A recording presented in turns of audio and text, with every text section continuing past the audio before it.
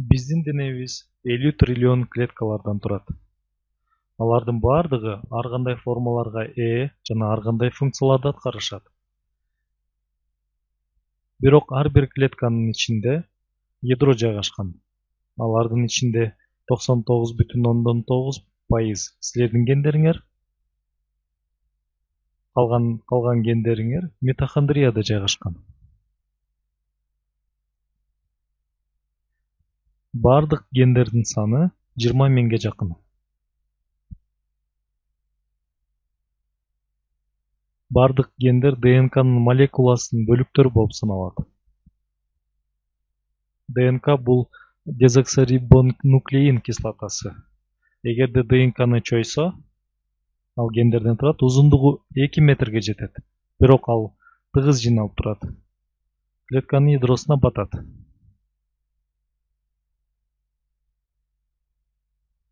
ДНК 2 чынжырчадан турган молекула. Курамында кант, фосфат жана 4 нуклеотиди бар. Аденин, тимин, цитозин жана гуанин. Алар генетикалык кодду түзүшөт. Нуклеотидтердин саны жана жайгашуусу особтун маймыл, уй, банан же адам болушун аныкташат.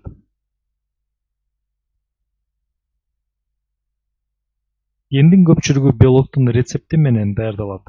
Ошол рецепттер укумдан тукумга берилип турат. Эгерде силердин чачыңар атаңардыкына окшош десе, демек силердин атаңардын чачыңардын гендерин, демек сиз атаңыздын чачынын генин алдыңар. Башкача айтканда, тармал чачты атаңардыкындай болуп ген аркылуу берилген. Бирок азыркы убакытка сенин чачың кыскараак. Гендер клеткалардын ишин башкарат жана белгилерди аныкташат. Клеткада гендер өчүрүп же болбосо күйгүзүп турушат башка гендердин иштешин. ДНКнын ири молекуласы гендерден турат. Алар болсо хромосомалардан турушат.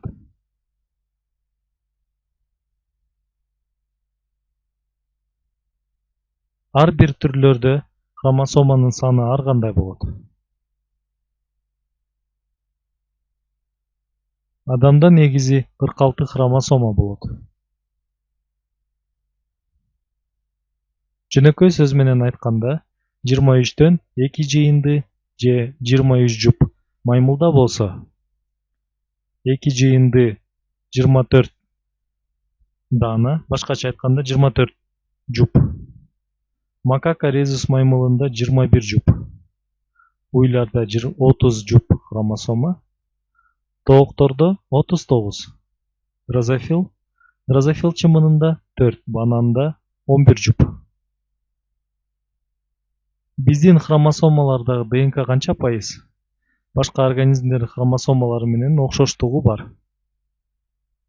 93% ДНК резус макака маймылы менен окшоштугу бар. 98,5% шимпанзе менен, а башка адамдар менен 99,5%. Биз бири-бирибизден эмнебиз менен айырмаланабыз? Бир нуклеоттик полиморфизмдер менен.